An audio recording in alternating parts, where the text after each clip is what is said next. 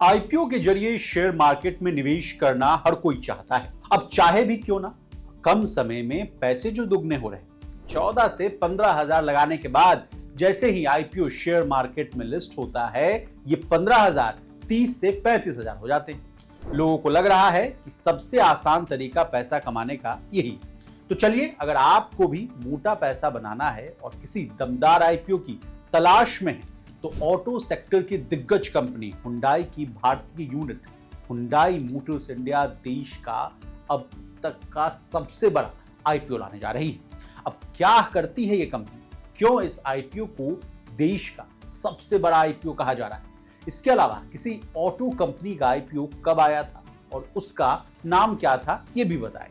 और तो और आईपीओ का प्राइस बैंड, प्राइस साइज और इसके लीड मैनेजर्स कौन कौन हैं, पूरी जानकारी आपको देने की कोशिश करें।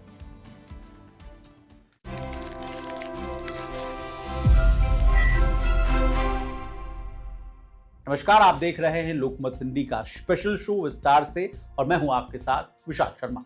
सबसे पहले इंडियाज लार्जेस्ट आईपीओ से कहानी की शुरुआत करते हैं। ऑटो सेक्टर की दिग्गज कंपनी हुंडई की भारतीय यूनिट हुंडई मोटर्स इंडिया देश का अब तक का सबसे बड़ा आईपीओ लाने जा रही है।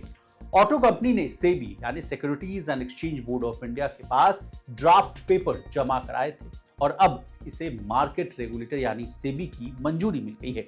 कंपनी का प्लान आईपीओ के जरिए भारतीय शेयर बाजार से $3 अरब यानी करीब 25,000 करोड़ रुपए के बराबर रकम जुटाने की है। इससे पहले देश का सबसे बड़ा आईपीओ लाने का जो ताज था, वो भारतीय जीवन बीमा निगम यानी एलआईसी के पास था। अब एलआईसी का नाम बार बार इस कहानी में क्यों आ रहा है, इसके नाम पर कौन सा रिकॉर्ड है, ये भी जानिए। भारतीय आईपीओ मार्केट के इतिहास का अब तक का सबसे बड़ा इशू लाने का रिकॉर्ड एलआईसी के नाम पर। एलआईसी ने साल 2022 में $2.7 अरब यानी करीब 21,000 करोड़ रुपए जुटाने के लिए आईपीओ पेश किया था। लेकिन ये रिकॉर्ड अब टूटने जा रहा है, क्योंकि ऑटोमोबाइल सेक्टर की दिग्गज कंपनी हुंडई मोटर्स आईपीओ लेकर आ रही है।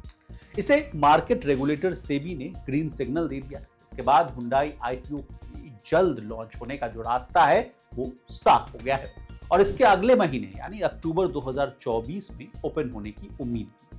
अब हमने आपको डेट भी बता दी। अब क्या करती है कंपनी, ये जानना बहुत जरूरी है। हुंडई 15% जो मार्केट शेयर के साथ भारत की दूसरी सबसे बड़ी कार कंपनी है।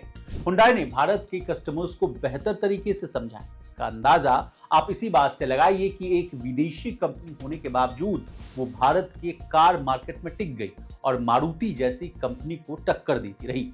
कई दूसरी विदेशी कंपनियां जैसे कि फोर्ड मोटर्स हो गया और जनरल मोटर्स दुनिया में तो अपना दबदबा जो है वो कायम रखने में कामयाब रही, लेकिन भारत जो कि दुनिया का तीसरा सबसे बड़ा कार मार्केट है, वहां टिक नहीं पाई और बाहर हो गई। अब हुंडई ने भारत की नब्ज को कैसे समझा, इस बात को आंकड़ों से आसान भाषा में समझिए।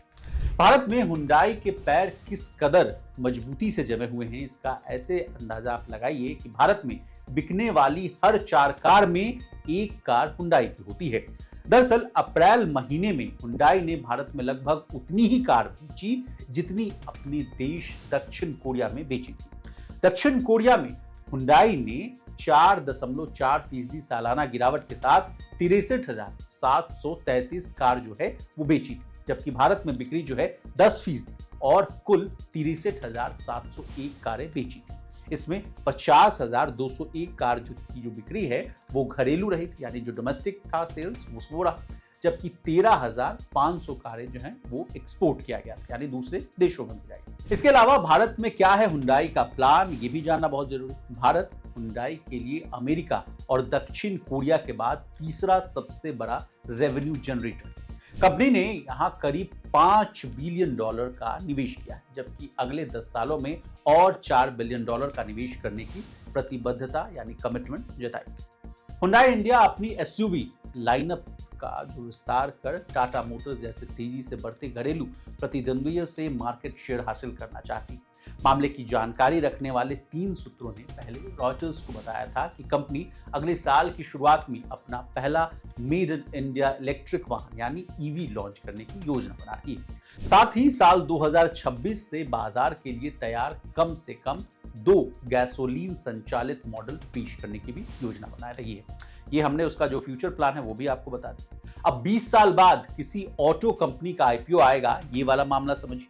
हुंडई मोटर्स इंडिया का आईपीओ भारत में किसी ऑटो कंपनी का 20 साल से ज्यादा समय के बाद आने वाला पहला आईपीओ होगा।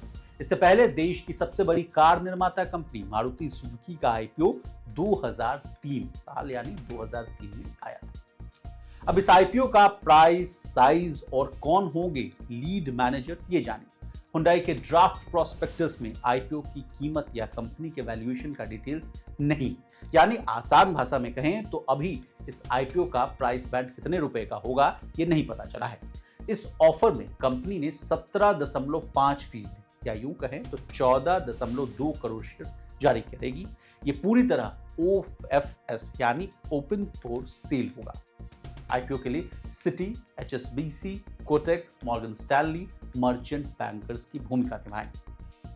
इसके लिए इन्वेस्टर्स रोड शो जो है अगस्त में शुरू होने की भी संभावना जताई जा रही है। अब हमने आपको इंडियाज लार्जेस्ट आईपीओ के बारे में तमाम जानकारियां दी, हुंडई मोटर्स के बारे में डिटेल रिपोर्ट। आपको हमारी ये कहानी और ये रिपोर्ट कैसी लगी कमेंट कर जरूर बताइएगा। इसी तरह देश और दुनिया और बिजनेस जगत से जुड़ी तमाम ताजा तरीन खबरों के लिए बने रहिए हमारे साथ, देखते रहिए लोकमत।